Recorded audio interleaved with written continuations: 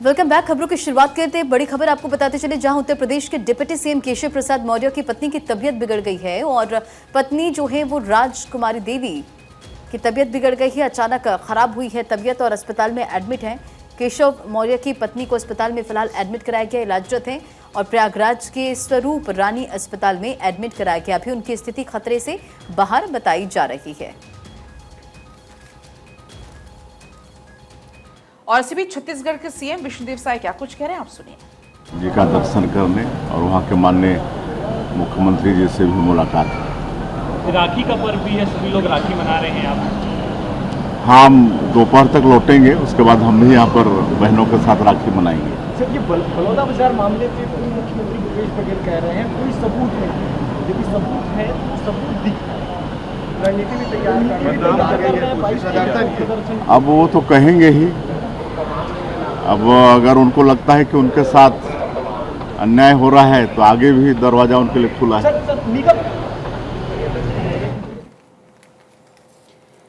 तो छत्तीसगढ़ के सीएम विष्णुदेव साय को आप सुन रहे थे, जिन्होंने कहा कि रक्षाबंधन वो कार्यक्रम से वापस जब लौटेंगे तभी सभी बहनों के साथ मनाएंगे। बढ़ते खबरों में आगे और देखिए, राखी पर देश भर में 12,000 करोड़ से अधिक का कारोबार हुआ है।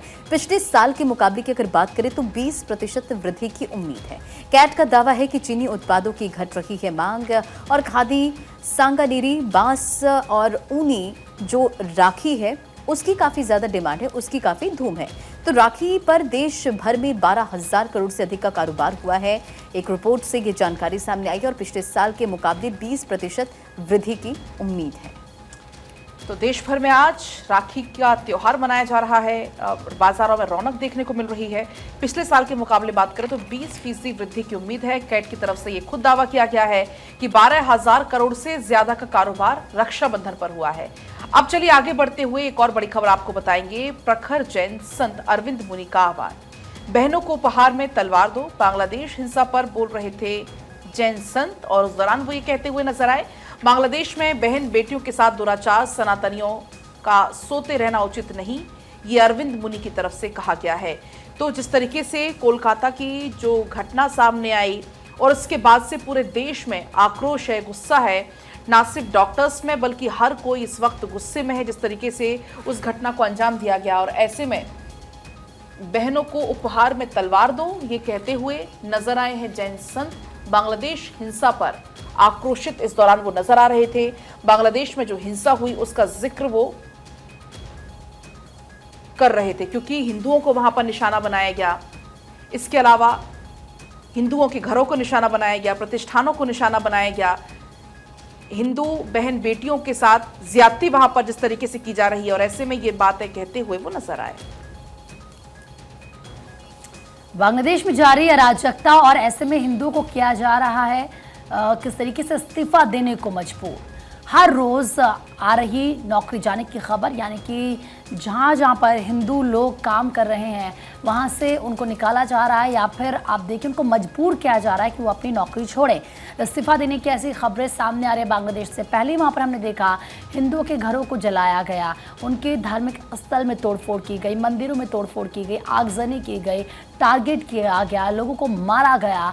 और जब हिंदू सड़कों पर आए, एकजुट हुए, आप देखिए कल गृह मंत्री की तरफ से कहा गया था कि जब विभाजन हुआ था उस वक्त बांग्लादेश में हिंदुओं की आबादी 27% थी, लेकिन आज सिर्फ 9% है। जो बाकी के हिंदू हैं वो कहाँ चले गए? और ये तस्वीरें बताती हैं, ये आंकड़े बताते हैं कि हिंदुओं पर किस तरीके से बांग्लादेश में अत्याचार हुआ है।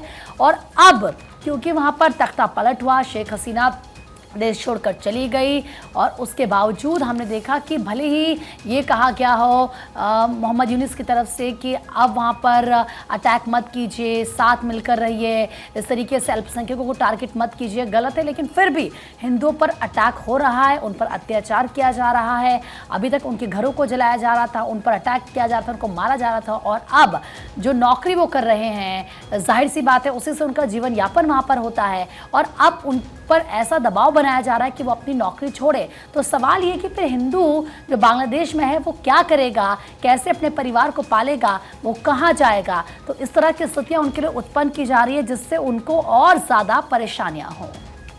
खबर अब तमिलनाडु से आपको बताते हैं, जहां पर कृष्णागिरी में नाबालिग छात्रा से गैंगरेप किया गया। 13 साल की छात्रा से 8 लोगों पर रेप का आरोप है। ये तमिलनाडु से बड़ी खबर हम आपको बता रहे हैं, जहां पर 8 लोगों पर रेप का आरोप लगा है। कृष्णागिरी में छात्रा से गैंगरेप को अंजाम दिया गया। हालांकि अब पुलिस से मामले को लेकर शिकायत की गई है। जांच पड़ताल फिलहाल पुलिस की तरफ से की जा रही है। तमिलनाडु का ये पूरा वाकया है, जहां पर नाबालिग से गैंगरेप को अंजाम दिया गया, जिसमें 8 लोगों पर रेप का आरोप लगा है। और अब इस मामले को लेकर पुलिस फिलहाल जांच पड़ताल कर रही है। एक बार फिर से ये शर्मसार कर देने वाली खबर, जहां एक नाबालिग छात्रा से गैंगरेप को अंजाम दिया गया। तमिलनाडु का पूरा ये मामला है।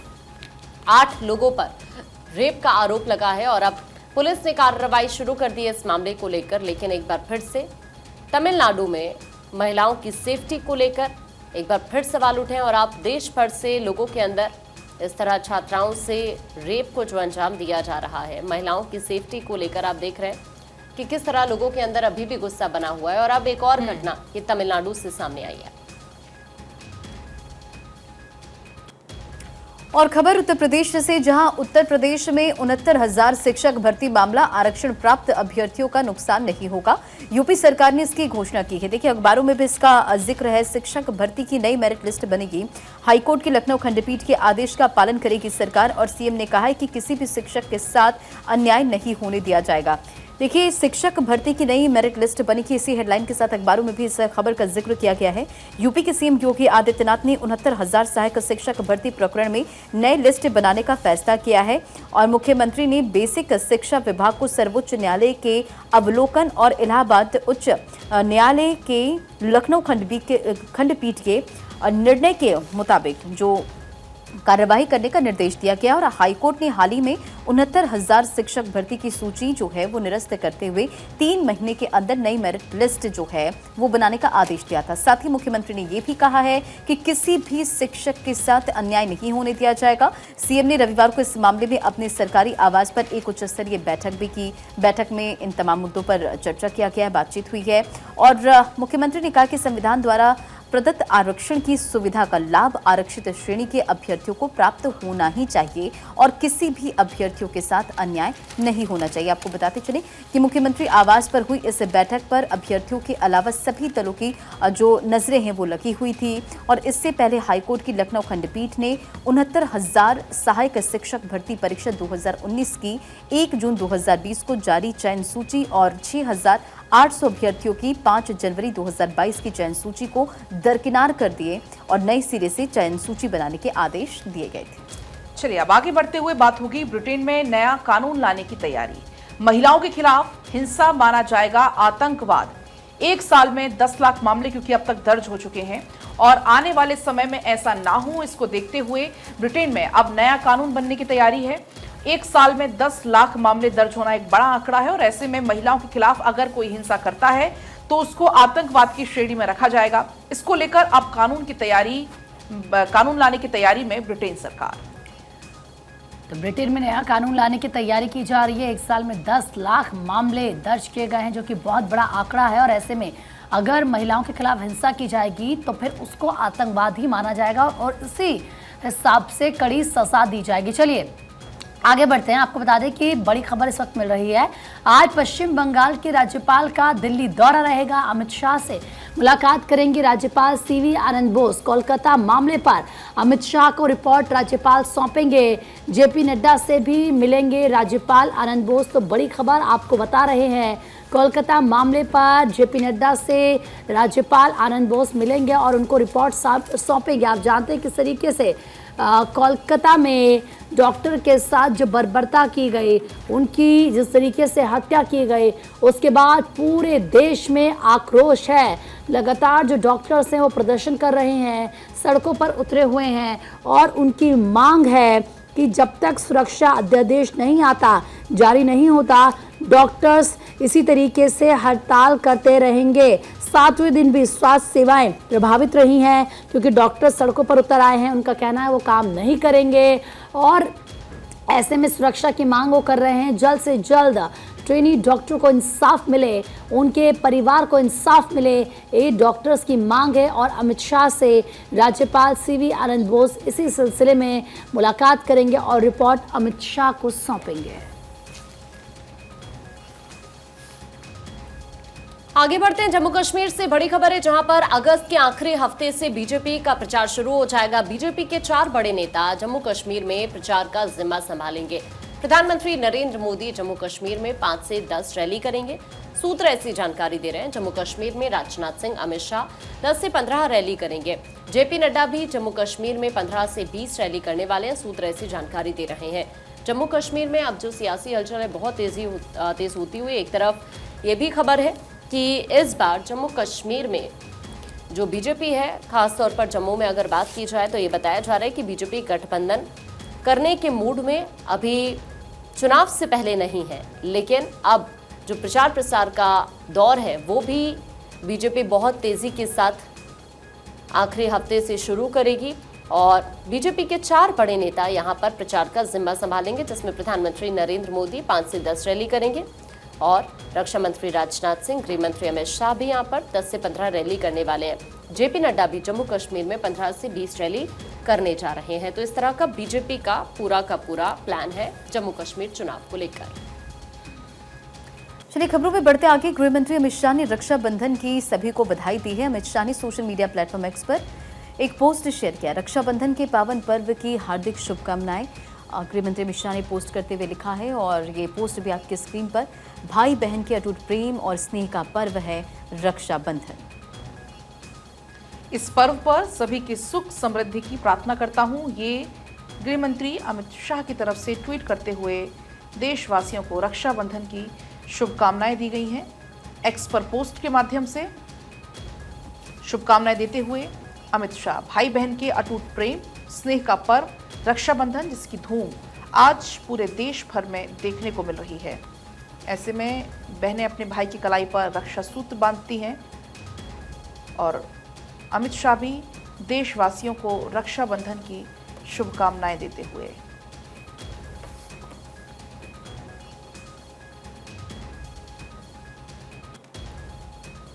और चलिए जम्मू कश्मीर से आपको कुछ तस्वीरें दिखाएंगे, जहां पर सैनिकों को राखी बांधी जा रही है। मुस्लिम बहनें यहां पर पहुंची हुई हैं। जो जवान सरहद पर तैनात हैं देश की सुरक्षा के लिए यहां पर मौजूद हैं, और ऐसे में तमाम ये मुस्लिम बहनें जो कि पहुंची हुई हैं भाइयों की कलाई पर रक्षा सूत्र बांधने के लिए, मुंह मीठा कराने के लिए। ऐसे में कई जवान जो घर नहीं पहुंच पाए हैं, घर की कमी उनको महसूस ना हो, और इसको देखते हुए ये मुस्लिम महिलाओं ने ये बीड़ा उठाया रक्षाबंधन पर्व का। रक्षा सूत्र बांधती हुई उरी की तस्वीरें आपकी टीवी स्क्रीन पर, जहां पर जवानों को राखी बांधी जा रही है। वो जवान जो हमारी रक्षा करते हैं, सरहदों पर तैनात रहते हैं ताकि देशवासी सुरक्षित रहें, और ऐसे में उन्हीं जवानों को यहाँ रक्षा सूत्र बांधकर त्योहार मनाया जा रहा है। और देखिए ये वो फौजी हैं जो अपने घर नहीं जा पाते हैं साल भर, क्योंकि देश की रक्षा ये करते हैं, सरहद पर ये तैनात रहते हैं, और ये फौजी हैं जिनकी वजह से हम आप सुरक्षित रहते हैं, रात को चैन की नींद सो पाते हैं। और अगर ये त्यौहार हम इतनी बेफिक्री से मना पाते हैं तो हमें पता है कि हमारे जवान सरहद पर तैनात हैं, और इसी के साथ वो जवान जो डटे हुए हैं सरहदों पर, बॉर्डरों पर, उनको राखी बांधते हुए ये मुस्लिम बहनें हैं। आप तस्वीरें देखिए और बेहद खूबसूरत तस्वीर है। ये रक्षा सूत्र और ये भाई अपनी बहनों को ये विश्वास दिलाते हुए कि जब तक वो हैं तैनात सरहद पर, उनकी रक्षा के लिए कोई उनकी तरफ आंख उठाकर भी नहीं देख सकता। ये घाटी की तस्वीर, ये उरी की तस्वीर जो बहुत ही खूबसूरत है। और देखिए रक्षाबंधन सेलिब्रेशन पीछे आप बोर्ड में पढ़ भी सकते हैं। ये गांव से बहनें आई हैं राखी यहाँ पर बांधने के लिए, और यहाँ से मैसेज देते हुए कि देखिए किस तरीके से भले ही ये मुस्लिम बहनें हैं लेकिन ये अपने भाइयों को राखी बांध रही हैं। और ये साथ ही साथ संदेश उन देशों को भी, उन पड़ोसी मुल्कों को भी जो हिंदुस्तान में आतंकवाद भेजने की कोशिश करते हैं, जो शांति जो इस वक्त स्थापित है घाटी में उसको भंग करने की कोशिश करते हैं। और ऐसे में ये सोनी विलेज की तस्वीर आपको दिखा रहे हैं। यहाँ पर रक्षाबंधन का त्यौहार मनाया जा रहा है। मिठाई एक दूसरे को खिलाते हुए कतारबद्ध तरीके से ये भाई, ये जो फौजी हैं, ये खड़े हैं और आसपास की जो गांव की बहनें हैं वो रक्षाबंधन का पर्व इनके साथ मनाने के लिए आई हैं और ये बताने के लिए हम आपकी बहनें हैं। और यहाँ से ये फौजी इनको ये वचन देते हुए कि जब तक हम हैं आपकी रक्षा में, सुरक्षा में, आपको एक खरोच भी नहीं आ सकती है। पूरे देश भर में आज आप देखिए किस तरीके से रक्षाबंधन का पर्व मनाया जा रहा है, लेकिन वो फौजी, वो जवान जो घर नहीं जा पाते हैं अपनी ड्यूटी की वजह से, वो भी इस वक्त रक्षाबंधन मना रहे हैं। और ये गांव ज़रा आप इन पहाड़ों में देखिए, क्योंकि छोटे छोटे गांव इन बड़े बड़े पहाड़ों पर होते हैं, एक दो घर कहीं पर होते हैं और ऐसे में यहाँ पर जश्न मनाया जा रहा है, खुशी का ये पर्व मनाया जा रहा है। तस्वीरें इस वक्त हम आपको ये उरी की दिखा रहे हैं, जहां पर जवानों को राखी बांधती हुई ये तमाम महिलाएं। और अब आपको खबर बताते हैं राजस्थान से, जहां जोधपुर में नाबालिग से दरिंदगी की गई है। मां भाई संग भीख मांगने बैठी हुई थी बच्ची। जोधपुर में मासूम से हैवानियत की गई। 2.5 साल की मासूम जिसे दरिंदगी यहां पर की गई। आइसक्रीम दिलाने के बहाने ये मासूम को यहां से लेकर गया। रेप के विरोध में हड़ताल पर अब डॉक्टर्स हैं एक तरफ और दूसरी तरफ आपको ये राजस्थान से हम खबर बता रहे हैं, जहां पर जोधपुर के अंदर भी नाबालिग से दरिंदगी की गई है। ये बताया जा रहा है कि माँ भाई के साथ ये भीख मांगने के लिए यहाँ पर बैठी हुई थी बच्ची और इसी बीच यहाँ पर एक हैवान आता है जो इस बच्ची को यहाँ से लेकर जाता है आइसक्रीम दिलाने के बहाने और उसके बाद इस बच्ची के साथ दरिंदगी की जाती है, जिसने एक बार फिर से महिलाओं की सेफ्टी को लेकर और इस तरह की मानसिकता को लेकर और इस तरह के कृत्य को लेकर सवाल उठा दिए हैं। अब ये मामला जोधपुर से सामने आया, जहां पर मासूम से हैवानियत की गई है। चलिए खबरों में बढ़ते हैं आगे। बात अब कोलकाता की कर लेते हैं, जहां कोलकाता में महिला रेजिडेंट की एक पोस्ट जो है वो सोशल मीडिया पर वायरल है। मेरे साथ रेप या हत्या कुछ भी हो सकता था, नहीं बनना चाहती एक और निर्भया। और देखिए ये पोस्ट जब सामने आए तो अपने आप में कई सवाल खड़े करता है, क्योंकि आप तस्वीरें देख रहे हैं कि इस वक्त देश के क्या हालात हैं। रेजिडेंट डॉक्टर्स जो कि 9 तारीख को आरजीकर मेडिकल अस्पताल में जिस तरह से एक ट्रेनी डॉक्टर के साथ पहले रेप और उसके बाद हत्या की वारदात को अंजाम दिया जाता है, उसके बाद से देश भर में आक्रोश है। अपनी मांगों को लेकर लगातार जो रेजिडेंट डॉक्टर्स हैं वो हड़ताल पर हैं। इस पूरे मामले को लेकर एक तरफ सियासत भी हो रही है। अब कोलकाता से ये खबर आपको बता रहे, जहां महिला रेजिडेंट की एक जो पोस्ट है वो वायरल हुई है और उसमें ये कहा गया कि मेरे साथ रेप या हत्या कुछ भी हो सकता था, नहीं बनना चाहती एक और निर्भया। और ये पोस्ट सामने आने के बाद कई महत्वपूर्ण सवाल अब अपने आप में खड़े हो रहे हैं। तो इस पूरे मामले में क्योंकि जांच लगातार चल रही है, सीबीआई इस मामले में जांच कर रही है, जो पूर्व प्रिंसिपल हैं वो सवालों के घेरे में है, क्योंकि तत्काल वो इस्तीफा देते हैं। इस्तीफा देने के तुरंत बाद उनकी नियुक्ति दूसरे हॉस्पिटल में कर दी जाती, दूसरे कॉलेज में कर दी जाती है। तो ऐसे में कई सारे सवाल एक तरफ खड़े हो रहे हैं, एक के बाद एक कई सारे खुलासे इसमें हो रहे हैं। अब एक और ये बड़ी जानकारी इसमें निकल कर आई है, महिला रेजिडेंट डॉक्टर जिसकी पोस्ट सामने आई है, मेरे साथ रेप या हत्या कुछ भी हो सकता है, नहीं बनना चाहती एक और निर्भया। क्योंकि कुछ ऐसी तस्वीरें भी सामने आई थी, कुछ ऐसी खबर बीच में सामने आई थी कि जो महिला डॉक्टर थी उसे कुछ राज पता थे, कई सारे वहां पर जो काम चल रहे थे ऐसे उनके बारे में उसको जानकारी थी और शायद इसी वजह से उसका एक बार ये पोस्ट था कुछ दिन पहले का, जिसमें उसने कहा कि मैं एक और निर्भया नहीं बनना चाहती, मेरे साथ रेप या हत्या कुछ भी हो सकता था। यानी उसे इस तरीके की या तो धमकी पहले दी गई या इस तरीके की कोशिश उसके साथ की गई। तो कई सारे सवाल अभी भी जो कि फिलहाल खोजे जा रहे हैं, जिनके सवालों के जवाब ढूंढे जा रहे हैं। आगे बढ़ते हुए बात सिंगरौली की, जहां पर सीएमडी की निजी सचिव पर कार्रवाई हुई है। नॉर्दर्न कोल फील्ड में सीबीआई का छापा, 5.5 करोड़ जब्त इस दौरान किए गए हैं। तो सिंगरौली से बड़ी जानकारी आप तक पहुंचा दें, जहां पर सीएमडी की निजी सचिव पर कार्रवाई हुई है। नॉर्दर्न कोल फील्ड में आपको बता दें कि सीबीआई ने छापेमारी करते हुए बड़ी सफलता हासिल की है। 5.5 करोड़ जब्त हुए हैं और अब इस पूरे मामले में जांच पड़ताल चल रही है। हो सकता है कुछ और जानकारी इसमें हासिल हो, कुछ हो सकता है और संपत्ति इसमें हासिल हो, लेकिन फिलहाल 5.5 करोड़ रुपए की जब्ती हुई है। आगे बढ़ते हैं, बात कुछ और अहम खबरों के आगे बढ़ते हुए करेंगे। सीएम योगी आदित्यनाथ ने रक्षाबंधन की शुभकामनाएं दी हैं। रक्षाबंधन की प्रदेशवासियों को शुभकामनाएं सीएम योगी की तरफ से ये कहा गया और ये पर्व आप सभी के जीवन में सौभाग्य लाए, समाज में सद्भाव, सौहार्द की भावना और सशक्त हो। तो सीएम योगी की तरफ से देखिए ये एक्स पर पोस्ट किया गया है। आज रक्षाबंधन का त्यौहार है और ऐसे में प्रदेशवासियों को शुभकामनाएं सीएम योगी ने रक्षाबंधन की दी है। ये पर्व आप सभी के जीवन में सौभाग्य लेकर आए, समाज में सद्भाव सौहार्द की भावना और ज़्यादा सशक्त हो और ये शुभकामनाएं दी है। पूरे देश भर में आज रक्षाबंधन का त्यौहार जश्न के साथ मनाया जा रहा है। आप देखिए तमाम ऐसे राज्य हैं जिनकी तरफ से फ्री बस यात्रा कल रात 12 बजे से कर दी गई है। आज 12 बजे रात तक ये फ्री सेवा बहनों को मिलेंगी, क्योंकि अगर वो एक जगह से दूसरी जगह जा रही हैं अपने भाई को राखी बांधने, तो ये राज्य सरकारों की तरफ से तोहफा है। और ऐसे में ये एक्स पर पोस्ट भी सीएम योगी ने किया है। सभी देशवासियों को, प्रदेशवासियों को रक्षाबंधन की शुभकामनाएं दी हैं और ये कहा है कि सद्भाव सौहार्द इसी तरीके से बना रहे, सशक्त और ज़्यादा हों, सबके जीवन में ये पर्व सौभाग्य लेकर आए। तो आज रक्षाबंधन का त्यौहार और सीएम का ये पोस्ट।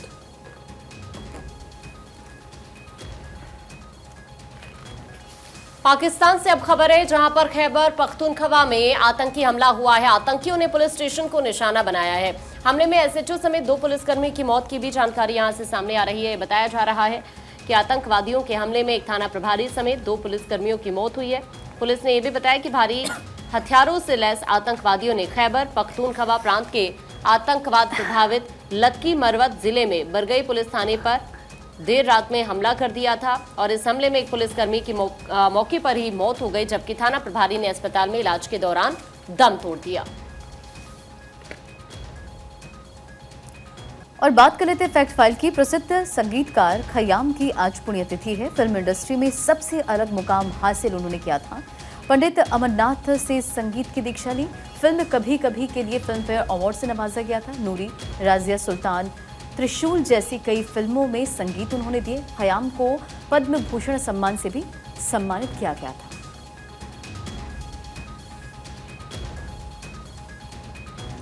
तो प्रसिद्ध संगीतकार खयाम की आज पुण्यतिथि है। उनके बारे में आपको हम बता रहे हैं। पद्म भूषण से वो सम्मानित किए गए। फिल्म कभी कभी के लिए फिल्म फेयर अवार्ड से भी उन्हें नवाजा गया। फिल्म इंडस्ट्री में सबसे अलग मुकाम उनके द्वारा हासिल किया गया। पंडित अमरनाथ से संगीत की शिक्षा दीक्षा उन्होंने ली।